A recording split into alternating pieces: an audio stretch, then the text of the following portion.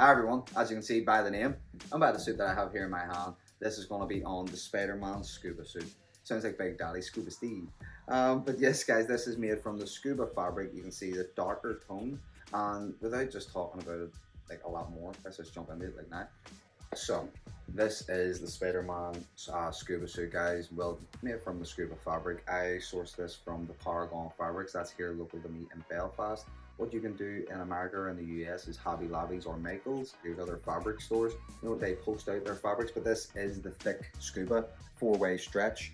The tones I think reminisce of the Raimi suit, so it's like a darkish blue, a darkish red, and that's what I love. The Lycra is brilliant for sewing and using everything. You can check the videos down below.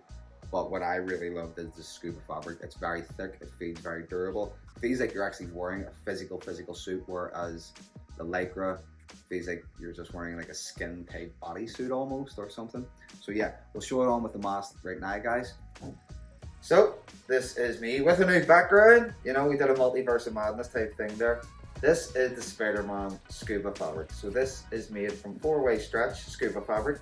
If you want to go, you can check in the videos down below and the links. I have a whole set of process videos on how I made this suit, the exact same patterns, just with 4-way stretch Lycra. All you'll have to do is get some scuba fabric. I got mine in the Paragon Fabrics here in Belfast. And yeah guys, you can design your costume, your suit any way you like. This, I know I say it with every single one of them, was a labour of love. I hand drew all the webs on myself. I then designed the lenses all myself. This is my ultimate set of lenses that I have here. Again, they're fully visible. I can see everything out of them.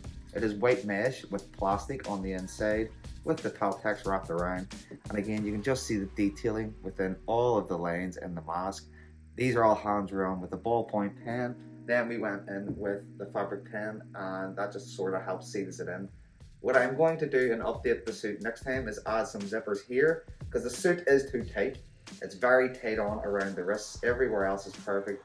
So what I'm going to be doing is adding in zippers around the wrists to help loosen everything up. So everything that I've designed, everything that I want in a Spider-Man costume, I have made within this one, and I love it.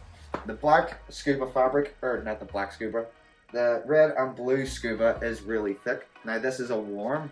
If you wear this to a con, you will need air conditioning. You will need a place with aircon, guys, because this thing is very, very durable. It's very thick. Not like the 4-way stretch Lycra.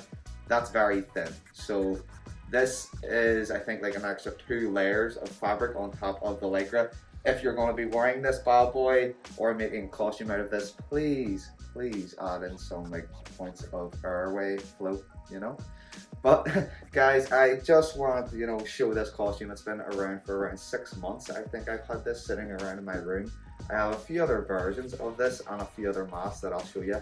But let's just show Alfred, because I wouldn't have been able to get into this costume without Alfred. Let's come on. This is Alfred. This is our 4th time doing this video, by the way. We did it on our other background. We did it on this one. Now we're doing it on this one. He has tried this one on so many times, but we're persistent, guys. Again, thank you for even clicking on the video to start off with. Check in the other videos down below if you want to make a Miles Morales costume, you want to make a Ben Reilly, a Venom. You can use these patterns for those costumes. All the detailing, you know, the sewing patterns going up here into the shoulders, cutting off around here in the waist, guys. All the designs and the detailing is down in those videos. You can check out any number of videos that I have down below. And yeah, I just wanted to show you what I've been up to. We're going to do a quick skip video, but I'll show you the other masks like this one. So just like this one, guys, this is sort of a Ditko inspired mask that I made with the lenses.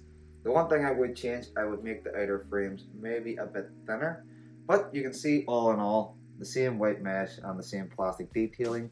The detailing within the webbing around the mouth. A face shell would really help this pop.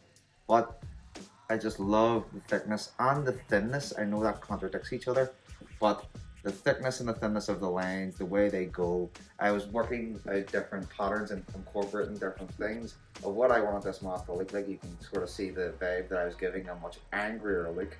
And again, the lenses that you choose, the mask design that you choose, could change the entire costume. You can wear a costume, it's all in the eyes and sort of the design of what you're going to get your facial features. And this sort of looks like he's going to attack Kingpin, you know, guys. So yeah, you can go for something like this, or you can go traditional and do something like this.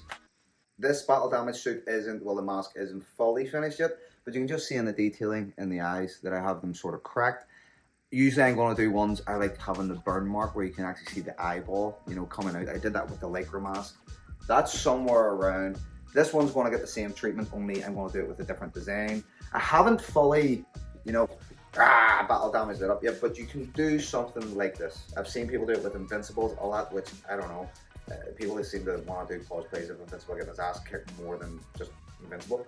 But yeah, these were some lenses that I had just not lying around. I did design them for this, but I sort of thought, right, if I wanted to, I'm not going to do big giant lenses, battle damage, I would go more smaller, more refined, so that when I do crack them and break them, you can organize them in different ways. The one thing you're going to have to maybe do, see, actually arranging the cracks, it's more complicated than what you would think. You know, you think it's just smash it and that's it. But what I want to do is really look like I've just smashed Green Goblin had punched me, ripped my mouthpiece off or something, or, you know, I ripped it off, and there's some holes and stuff in and around the back. I haven't zipped it on yet, but this is sort of an idea that you can go for, or you can go alternatively, something like this.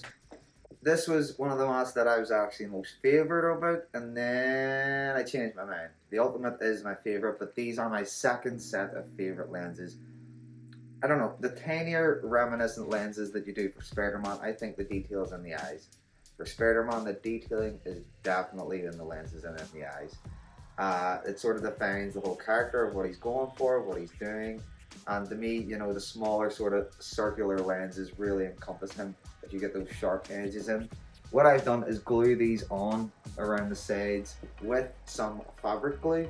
So it's like super Loctite super fabric glue. And this thing stays on.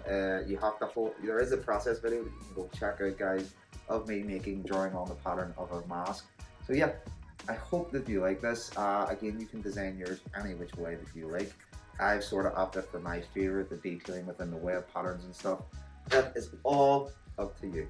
So I've just wanted to show you this costume, and we'll jump back into the Ultimate suit. And yeah, thank you for watching so far. So guys, that was all the masks, and I hope you liked them. Let me know down below what your favourite one was. Personally, my one is this one, the Ultimates, which is why I'm wearing it, and then the Ditko Spider-Man. I've made a few variations, but thank you so much for watching this video.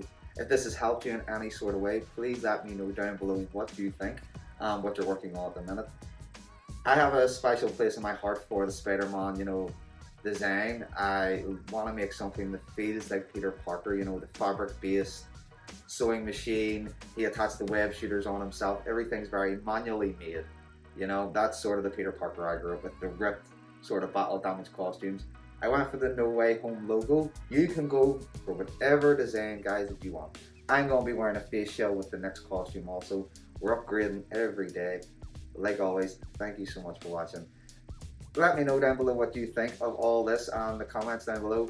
Please subscribe and comment. As we always say here, let your geek speak. From me and Alfred, Patty in the background, we salute you for coming back and stick around for some more. I always have to say it, always let your geek speak, guys, and I will see you in the next video. I've been John Hay, trying to be Peter Parker. See you guys.